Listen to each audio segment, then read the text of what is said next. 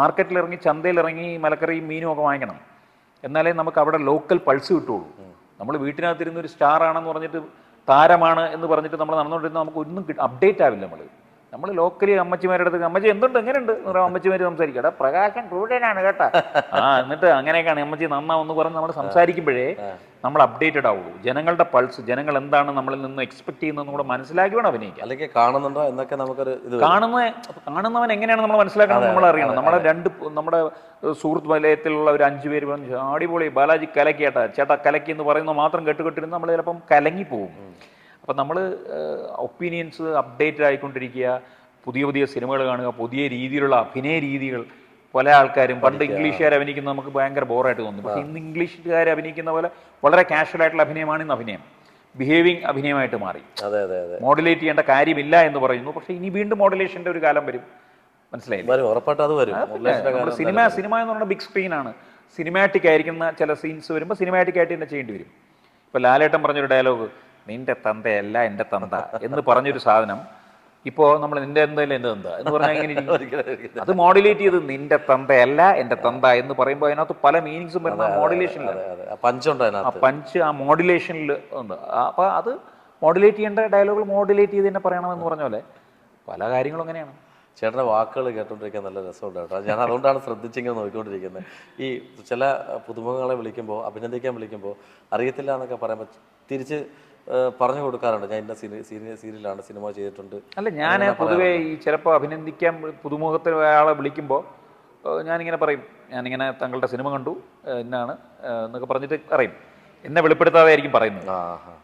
എന്നിട്ട് ചിലവർ ചോദിക്കും, ചേട്ടൻ ചിലവർ ഒരു ഇതോടെ ചോദിക്കും, എന്താണെന്ന് ചോദിക്കുമ്പോൾ പറയും ഞാൻ എൻ്റെ പേര് ബാലാജി എന്നാണ് എന്ന് പറയുമ്പോഴത്തേക്കും അറിയത്തില്ല എന്നുള്ള രീതിയിൽ ഉള്ള ഒരു മറുപടി കിട്ടുമ്പോൾ പിന്നീടായിരിക്കും ചിലപ്പോൾ അവർ അന്വേഷിച്ചിട്ട് എന്നെ തിരിച്ചു വിളിച്ച ചരിത്രവും ഉണ്ടല്ലേ. അയ്യോ ചേട്ടനാണെന്ന് വിളിച്ചതെന്ന് അറിഞ്ഞില്ല, നമ്പർ നോക്കിയിട്ട് ഇവർ ഇങ്ങനെ ട്രൂ കോളറൊക്കെ എടുത്ത് വെച്ച് നോക്കിയിട്ട് അയ്യോ ചേട്ടനാണെന്ന് ഞാൻ അറിഞ്ഞില്ല, പെട്ടെന്ന് പേര് കേട്ടപ്പോൾ എനിക്ക് കിട്ടിയില്ല.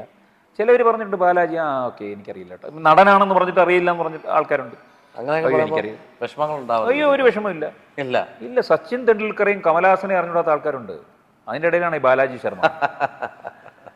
കമലഹാസനും ഒരാളും കൂടെ ഒന്നിച്ചൊരു ഫ്ലൈറ്റിൽ പോയിക്കൊണ്ടിരുന്നപ്പോൾ കമലഹാസന്റെ തൊട്ടടുത്തിരുന്ന ആളിങ്ങനെയൊക്കെ പറഞ്ഞ് ഇങ്ങനെ സംസാരിച്ചുകൊണ്ടിരുന്നു. കുറേയൊക്കെ സംസാരിച്ച് അവർ പോയി. കുറെ കഴിഞ്ഞ് പറഞ്ഞു you are looking very good, you should try four films. Kamal Haasan എടുത്തു. കമലഹാസൻ മാത്രം സൂപ്പർ സ്റ്റാർ എടുത്തിരിക്കുന്നത്, മനസ്സിലായില്ലേ? ഇപ്പൊ ടാറ്റയും അമിതാഭ് ബച്ചനോട് ഒന്നിച്ച് യാത്ര ചെയ്തിട്ടുണ്ട് ഫ്ലൈറ്റിൽ.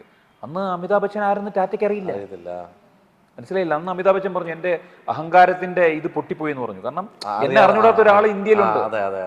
കാരണം ഇത് കാണാത്ത ആൾക്കാരുണ്ട്. അപ്പൊ ക്രിക്കറ്റ് കാണാത്തവരത്തിന് സച്ചിൻ തെണ്ടുൽക്കർ ഏതാ കൊച്ച പയ്യൻ അത്രേ ഉള്ളൂ.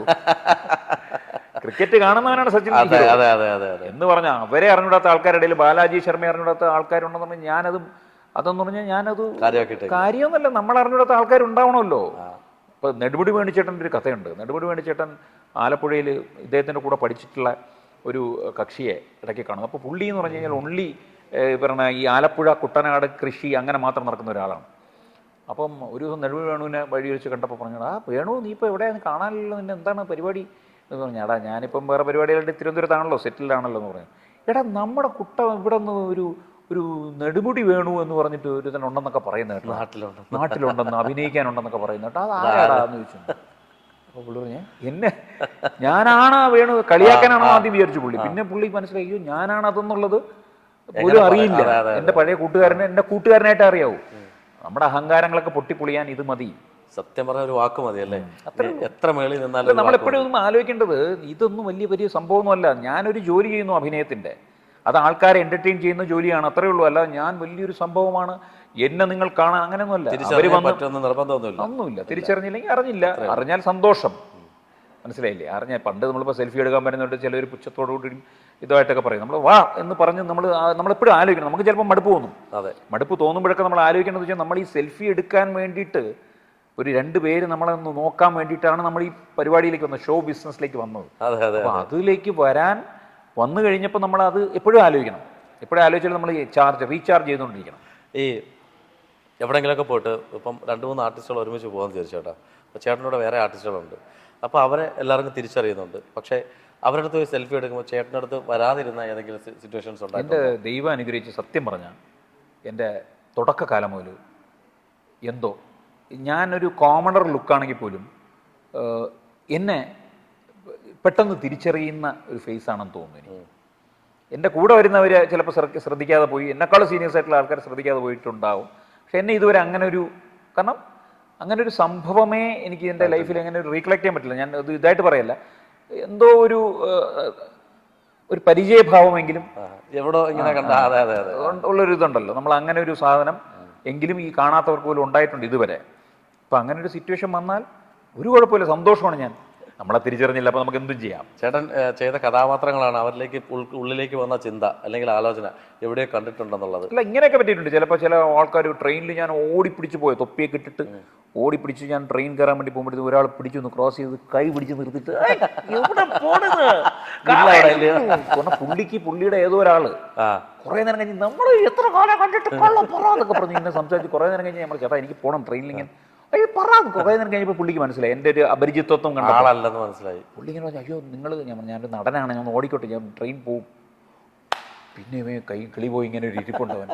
അതായത് ഇത് നടനാണെന്നുള്ള ധാരണയിലല്ലേ, നല്ല ഏതോ വീട്ടിൽ നമ്മൾ കണ്ട് ഫ്രണ്ട്സ് അങ്ങനെ ഒരു അങ്ങനെ അങ്ങനെയൊക്കെ ഉണ്ടായിട്ടുണ്ട്. പക്ഷെ പരിചയഭാവം എല്ലാവരുടെ മുഖത്തും ദൈവം അനുഗ്രഹിച്ചു. അതെന്തോ ഞാൻ പറഞ്ഞില്ലേ, ഒരു ദൈവത്തിൻ്റെ ഒരു അനുഗ്രഹം എന്നേ പറയുന്നത്. പരിചയഭാവം എവിടെ ചെന്നാലും നമ്മൾ ചിരിച്ച് ഞാനൊരു ചിരിയുമായിട്ട് പോകാറുണ്ടെങ്കിൽ ചിരിച്ച് നമസ്കാരം എന്ന് പറഞ്ഞാൽ ഇന്ന് പരിചയഭാവത്തിലൂടെ എന്നെ ഇതുവരെ ആൾക്കാർ എടുത്തിട്ടുള്ളൂ.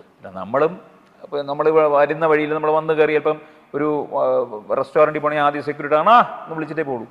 അപ്പോൾ തീർച്ചയായിട്ടും അയാളുടെ ഫസ്റ്റ് റെക്കഗ്നിഷൻ കൊടുത്തിട്ട് നമ്മൾ പോകുള്ളൂ. നമ്മുടെ സച്ചിൻ ലൊക്കേഷനിൽ വെച്ചിട്ട് ആ സ്കൂളിൽ വെച്ചിട്ട് ഞങ്ങൾ കുറേ പേരുണ്ട്, ആർട്ടിസ്റ്റുകൾ, ജൂനിയർ ആർട്ടിസ്റ്റ് തന്നെ. അവിടെ വന്നിരുന്നപ്പോൾ ഞങ്ങളിങ്ങനെ സംസാരിച്ചുകൊണ്ട് ചേട്ടനോട് ചെയറിലിരിക്കുകയാണ്, ലിച്ചി ഇരിപ്പുണ്ട്, അന്നരാജൻ അവിടെ ഇരിപ്പുണ്ട്, അതുപോലെ ധ്യാൻ ശ്രീനിവാസ് അവിടെ ഇരിപ്പുണ്ട്. അപ്പോൾ ഞങ്ങളിങ്ങനെ ഇരിക്കുമ്പോൾ ചേട്ടൻ്റെ സംസാരങ്ങൾ അവിടെ ഭയങ്കര ഉച്ചത്തിലാണ് സംസാരം കേട്ടത്. അപ്പോൾ അടുത്തിരുന്ന രണ്ട് പയ്യന്മാർ പറഞ്ഞിട്ട് പുള്ളി ഭയങ്കര ദേഷ്യക്കാരനാണ് കേട്ടോ, പുള്ളിയുടെ അടുത്ത് എങ്ങനെ പോയി നമ്മൾ സംസാരിക്കും, ഒന്ന് സംസാരിക്കണമെന്ന് ആഗ്രഹമുണ്ട്. അപ്പം ഞാൻ പറഞ്ഞ് ശരിയാടാ, ഭയങ്കര ദേഷ്യമായിരിക്കും ചേട്ടൻ, നമുക്ക് അടുത്ത് പോകണ്ട. പക്ഷെ ഞാൻ ചേട്ടനെ പിന്നെ ഒന്ന് സംസാരിച്ചു, ഭയങ്കര സോഫ്റ്റ് ആണെന്ന് പറഞ്ഞു. ഞാൻ അമാരത്തെന്ന് പറഞ്ഞു, അമാർ ചേട്ടനോടൊന്ന് സംസാരിച്ച് സെൽഫി എടുത്തിട്ടാണ് അന്ന് ആ ലൊക്കേഷൻ ചെയ്ത് പോകുന്നത്. അങ്ങനെയുള്ള തെറ്റിദ്ധാരണകളുള്ളടത്ത് തെറ്റിദ്ധാരണ, അതായത് നമ്മുടെ ഒരു ബോഡി ലാംഗ്വേജ്, നമ്മൾ അതായത് ചെയ്ത കഥാപാത്രങ്ങളുണ്ട്. പിന്നെ നമ്മുടെ ഒരു ബോഡി ലാംഗ്വേജിൽ തന്നെ ഒരു സീരിയസ് ആയിട്ടുള്ള ഒരാൾ എന്നുള്ളത് നമ്മളിപ്പോൾ നോക്കിയിട്ട് വെള്ളമില്ലേ എന്ന് ചോദിച്ചു കഴിഞ്ഞാൽ പേടിച്ചു. നമ്മളെ മനസ്സിലിപ്പോൾ കുറച്ച് വെള്ളം തരാമോ എന്ന് ചോദിക്കേണ്ട, അങ്ങനെ ചോദിക്കണം, അങ്ങനെയാണ് ചോദിക്കേണ്ടത്. അപ്പം നമ്മളെന്ന് സ്വാതന്ത്ര്യമാണ്. ഏത് നമ്മുടെ സ്ഥലം, നമ്മളിവിടെ വന്നാലും നമ്മുടെ ഏരിയ, നമ്മുടെ ആൾക്കാർ എന്നുള്ളതാണ്. പക്ഷേ ഈ കുറച്ച് വെള്ളം തരാമോ എന്ന് ചോദിക്കുന്ന ആള് മാറി എന്നിട്ട് അവൻ വെള്ളം തരുന്നില്ല എന്ന് പറഞ്ഞ് കുറ്റം പറയുന്ന ആ കുറ്റം കാരണം അവനെ ജോലിയിൽ നിന്നും പിരിച്ചുവിടുന്നതിനേക്കാളും ബെറ്ററാണ് കുറച്ച് വെള്ളം ഇടാ എന്ന് പറഞ്ഞിട്ട് മക്കളെ വേടാ എന്ന് പറഞ്ഞിട്ട് അവനുമായിട്ട് ഞാൻ സംസാരിക്കുമ്പോൾ അവന് കിട്ടുന്നൊരിത് സന്തോഷം. അതെ, ആദ്യം ഒരു നെഗറ്റീവ് നമുക്ക് ചിലപ്പോൾ നമ്മുടെ ബിഹേവിയറിൽ അത് മാറ്റുന്ന, നല്ല പൊളൈറ്റായിട്ട് ഡൗൺ ടു എർത്ത് ആയിട്ട് നല്ല പോളിഷ്ഡ് ആയിട്ട് സംസാരിക്കുന്നത് നല്ലത് തന്നെയാണ്.